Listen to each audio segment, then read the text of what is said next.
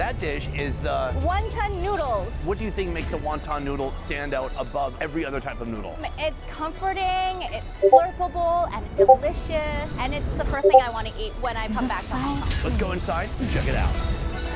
All right, so right now I'm walking through the very small dining room. I'm heading into the kitchen. This is where all the magic happens. We have the broth, we have wontons, we have the noodles, and all of that is going to join forces soon. So the dish starts with the wontons. The wontons are already formed, but they're going to blanch them right here in the hot water first. So let's talk about the broth right here. This is made with pork bones, but there's also dried flounder, dried shrimp roe, and dates as well. Alas, he takes out the wontons, so he takes a nice plump bunch of those, he puts them in the bowl, and then he shoves the whole bowl with that rich broth, and my noodles hit the net here onto this side. That's getting blanched right now. He gives them a little bit of a flip, give them a little bit of bath, and then boom, apply those to the top of the bowl. Scallions on top of that, and that bowl is complete. Guys, wonton noodles are probably my favorite noodles in the world.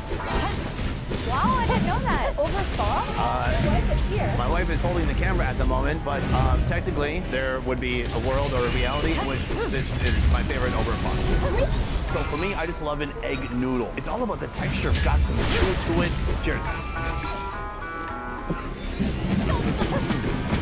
It is a thin, al dente noodle. As you're ripping through each chopstick full, you can feel each strand of noodles breaking against your teeth. It's so delicious. Like eating the hair of an angel, roughly speaking. What fascinates me about the broth is that they're using dried seafood. They're using pork bones. That's how you get a very layered, complex broth. Oh my god, it's so good. It's so savory, and these little green scallions that come with it infuse so much flavor. Next, we're going to the wontons. They put 5 plump, beautiful, wrinkly wontons inside. That's such a good wonton. Oh, I'm in love. Wife, give it a shot. Let me know what you think. Really good. It's really good. I'm gonna take one more wonton. I can taste pork, I taste the shrimp really exploding inside. So this is one of the best bowls of noodles I've ever had in Hong Kong, but also in my life. But we're not done here. From here, we're headed to a 1-star Michelin-rated noodle restaurant that specializes only in noodles. I know what you're thinking. That's not 3. Yeah, but it's a lot better than 0. How many do you have? Sorry, I'm getting defensive. Let's head there now. Next on our noodle journey, one of the best noodles you will find in Hong Kong. You'll find it in a mall, but some French guys who own a tire company say it's really good. And the noodle we're going to be trying here is called Guan Tao Ao Ho. We all remember that from our childhoods. Wait, what kind of noodle is it? Rice noodle, and they make it fresh daily. They put in a wok and they stir fry it. Fantastic. I believe this is going to be my first time ever trying this noodle. Let's head to the kitchen now and check it out. Good. It's also the first ever noodle shop in Hong Kong to receive a Michelin star. It's the first. So right now we're walking through the restaurant and heading into the kitchen where they make this stir-fried noodle dish. Entering through this door, passing by the dim sum station and the chef right here next to the wok station. Sir, let's get into it. So we have all of our ingredients right here, including beef. These are the beautiful rice noodles. We have yellow chives. We have scallions. We have onion, and then we have bean sprouts. Step 1, put oil into a crazy hot wok. Then he hits the beef with a little bit of oil and slides that gently into the oil. My god, he's basically deep frying the beef at this point. Glorious. Next, he grabs the onions. Those hit the oil too. So that gets put to the side. We're not going to be eating all that oil today. The next step, we have the bean sprouts and then the rice noodles. Oh, look at that technique. Just making it dance. Scallions are going in. A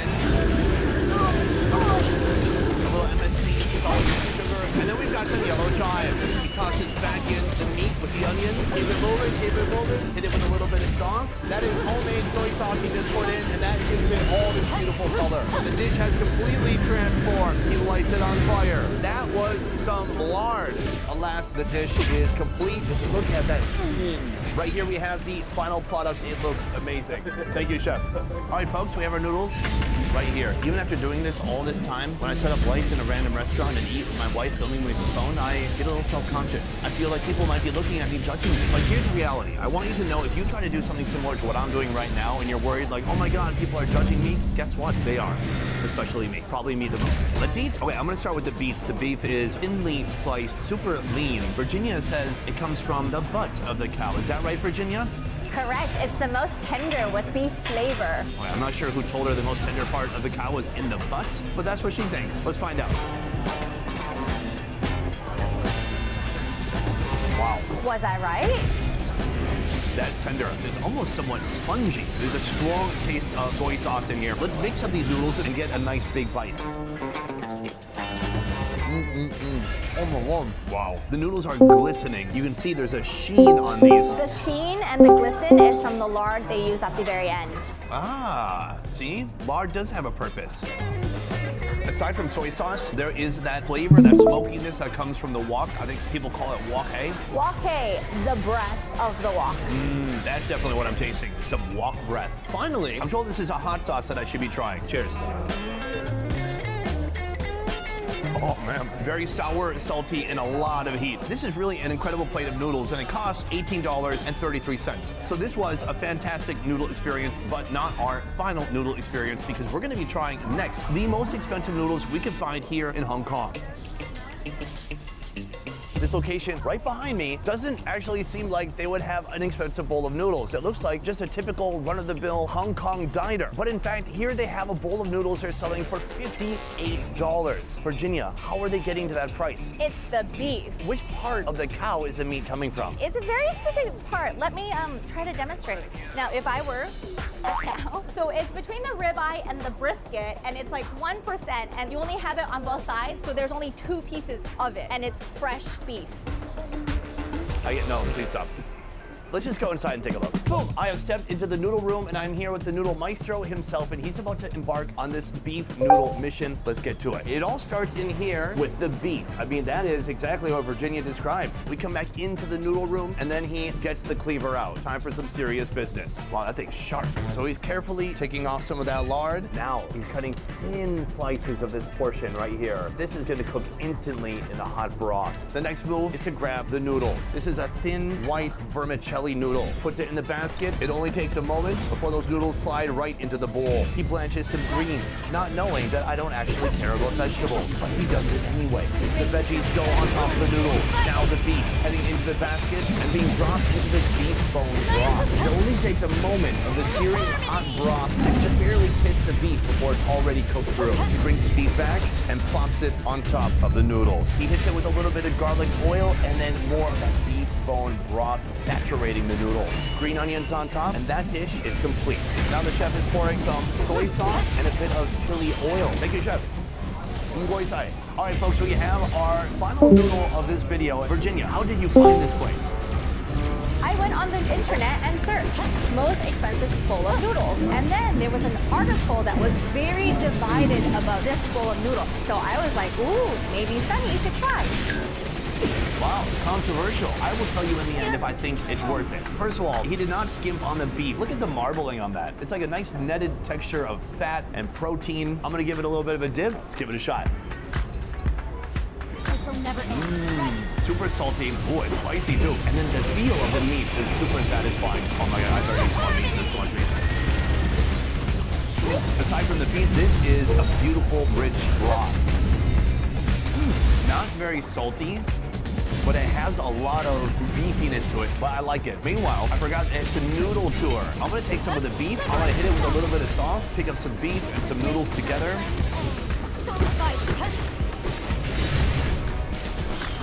The noodles are delicious. They're actually keeping their shape pretty well for being a rice noodle, and they're soaking up all that broth, adding even more beefiness and a little bit of balance to each bite.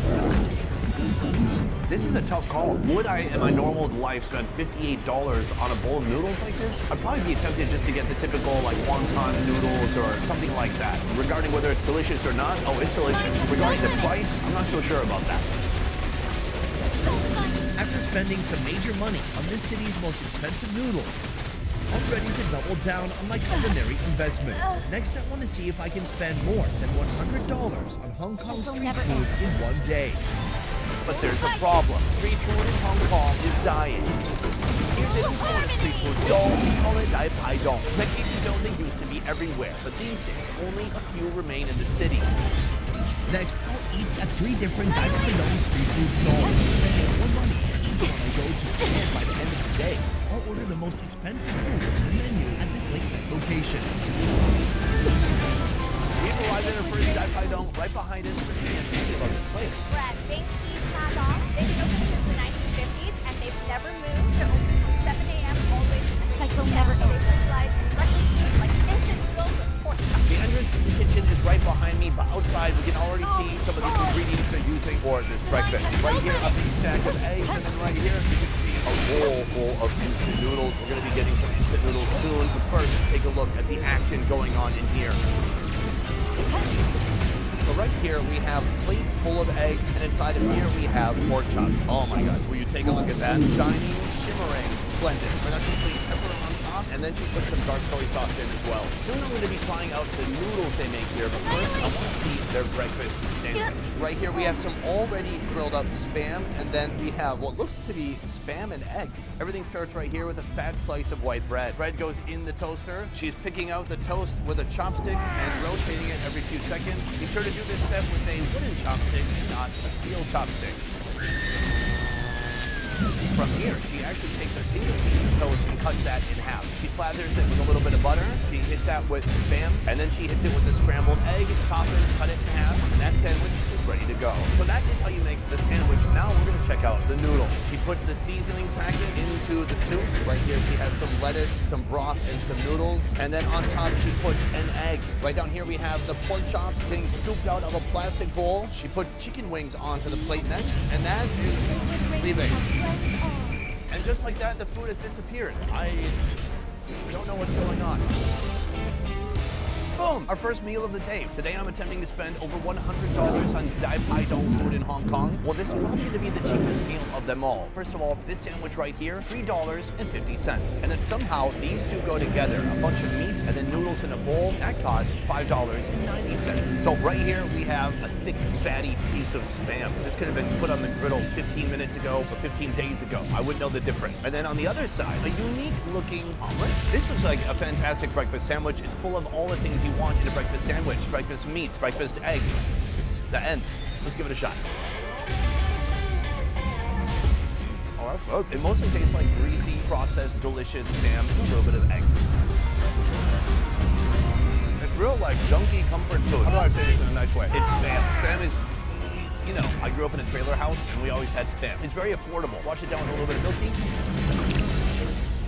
And then we move on to our noodles. When I eat these, Virginia, do I put the meat back inside? What do I do? It depends. Do you like a little bit of sauce and soup with it, or do you like it just dry? Okay, so it seems you can go either way. I've got an egg on here. Come take a look at the anatomy of this bowl. They put a layer of blanched greens on top. Am I looking forward to that? No, I'm gonna put that to the side for now. But then underneath that, we have this kind of semi-clear broth, and then the noodles. Then here we have the pork chop. Oh, that's wild. Super delicious, tender, and I would bet $1,000 they put the ramen seasoning into the pork chop. It's like a black pepper sauce. Maybe I lost $1,000, but it does taste almost exactly like ramen seasoning. From here, I want the ultimate bite. Oh, this is potentially too much. Oh, it's so good. I love it. A classic street side Hong Kong breakfast. The noodles are nice and soft. The egg is tender yet warm, even though it was fried a minute ago, yesterday. I don't know. They do have chicken wings. They just have a whole assortment of random meats. Let's try out this wing. It's real good. Super salty, a strong taste of soy sauce. This is our first location. This is a fantastic start to the day. But from here, we are going to 2 more Dai Pai Dong. The next 2 open up in the evening. So we're gonna have to wait a little bit, get our hunger back, walk around, and then head to the next I'm no location. different from them. All right, folks, we are headed to our second Dai Pai Dong you said location. Now, this Atlan was is gone. Stanley Street, and in this section, there are a bunch of different So, Dai Pai Dong set up. Some are what's from the the morning, they're outside world closing like down now, now? and some are just getting started. We had the breakfast Are food, and people now it's still time for some obsessed dinner. with creating immortal The next Dai Pai machines? Dong Virginia has selected is right there. Why do you like this one, Virginia? Poor Because they Azrael. started in 1948, We're and back. you get to eat outside, and it has that really crazy atmosphere. And it has the wok hei. Wok hei. Wok hei. Wok hei is the unique smoky and charred flavor imparted to food by cooking it in a hot wok over high heat, or like Virginia says, The breath of the wok. This morning there was clear, distinctive breakfast food. What makes Dai Pai Dong night food different from the breakfast? Morning is fast food. Instant noodles, bread, things like that. At night, that's where the action happens. That's when we're gonna have that family style meal. Clams and black bean sauce, eggplant with like fish, lots of seafood, anything that hits that wok, like fried rice, fried noodles. Boom, I'm in the kitchen with Master Lamb right here. And guys, you have to take a look at his mise en place. This is all the sauce and ingredients he's working with. We're gonna be starting with shrimp and eggs together. He hits the wok with a little bit of oil. Then in go the shrimp, just frying away. Now he strains out the rest of the oil. So essentially those shrimp have been deep fried. Coming in next, he splatters the egg inside the wok and gives it a little bit of a stir. In with a little bit more oil. He tosses it around a little bit. And just like that, our first dish is complete, a shrimp omelet. This guy moves like lightning. He has to because he is the only cook for about 20 different tables here. Guys, take a look. This is a pigeon. What's amazing is some of these Dai Pai don't actually serve pigeons. So this guy could technically be on the menu. He has no idea how much danger he's in right now. One of the first things you'll notice about the menu here is that all the food is very protein-based. Mostly from animals. Everything from pork or beef, intestines to the food you see in front of me right now. An omelet full of shrimp. Give it a shot. We need to get out of here. Oh my gosh, that's delicious. Attack It's the a claws delicious, now. well-whipped classic omelet that has nice bouncy shrimp inside. It's so good. We usually eat this all with rice. Low carb, baby. The thing is, this person deserves a lot of credit right here because this is like the prep chef. That guy is getting the order and then getting little bowls of shrimp or The path meat is or open. whipped eggs to this guy to then cook up. It's kind of propping this guy up, making him look like a hero. These are clams cooked in a black bean sauce. Wow, look, that clam has a double muscle and this one has none. We use the clam as a better way to pick up more sauce. You guys look how Virginia here as like a literal food coach walking me through how to eat this, all the while not sitting at the table with me or eating my food. It's called having boundaries, right, Virginia? She's saying to use the shell as a spoon. You can see it right there. There's some onion. Actually, there's a literal bean that is black. Okay, let's give it a shot. Oh man, it's so delicious. It is a fermented bean, so it's super savory, full of umami flavor. This is the ideal drinking food for a couple of reasons. One, it's protein. Two, it won't get you full right away. Three, it's salty as heck. I love it. Let's try our final offering. Right here, I'm told this is a chicken kidney. Now, I didn't know chickens had kidneys. This dish starts with oil. Next, we have the chicken kidneys going in, getting deep fried in the oil. He strains out the kidneys and puts the meat back into the wok. From here, we have some green peppers. And just like that, that dish is complete. And now that I'm looking at it, is that a kidney? I'm gonna give it a shot and see what happens. Oh, it's crunchy, kind of like a chicken gizzard, but it's definitely not a gizzard. That has to be a liver. Wait, there's no way it's a kidney. Here's the thing, I got a whole plate of mystery chicken organs here. We are really close to time. You have to be careful with your organs if you're a chicken. I mean, this probably came from a botched transplant. So those are our 3 courses for this Dai Pai Dong. But what about the price? The eggs are $8.33, and then the 2 other ones are $10.90. Altogether, it comes out to $30.13. So from here, we're headed to our final Dai Pai Dong of the evening. And there we are going to have our most expensive meal yet and see if it's possible to spend over $100 on street food here in Hong Kong in one day. Let's go find out. We have come to our final Dai Pai Dong. Everybody is drunk except for me. That makes me sad. Virginia, tell me a little bit about this place. This place, at Poppin, they started as a lamb brisket noodle place in the 50s and 60s, and about 5 to 6 years ago, they turned it into a stir-fried nighttime Dai Pai Dong, and it's crazy. I see the cook right now has a cigarette hanging from his mouth. That's incredible. You know your food is good if it's got a little bit of cigarette ash inside. That adds that perfect amount of umami. What I'm going to do here is order the most expensive thing they have on the menu in an effort to spend over $100. Let's see what it is. Let's do it.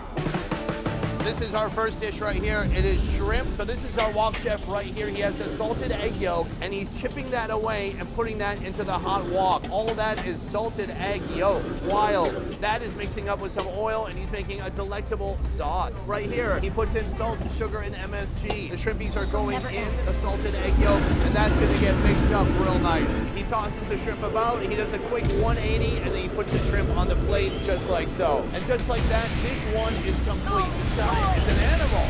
Yeah. Oh, who's drinking now? It's me. Mine has no limit. Beer, apple cider. Right here we have 2 courses. Immediately to my left we have salted egg shrimp. What I don't know about this dish is how to eat it. You break it off, suck out the head, and also suck out the egg yolk.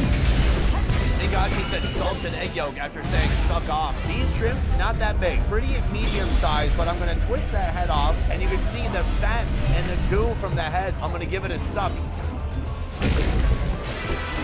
know, the head fat with the fat and salted egg yolk is a lovely combination. It's not a lot of substance or calories, but it's a lot of flavor. Let's give it a taste. Delightful. Bouncy, salty, egg yolk is slightly softy. It has a very unique flavor. But let's talk price. Our shrimp sticks right here, petite as they are, cost $18.97. Meanwhile, the food that resides in here, it's $42.05. So what inside of here could possibly cost over $40? Well, so the first ingredient to this dish right here is chicken, and then we have the second ingredient, that is eel. We add some MSG, salt, pepper, and then some coarse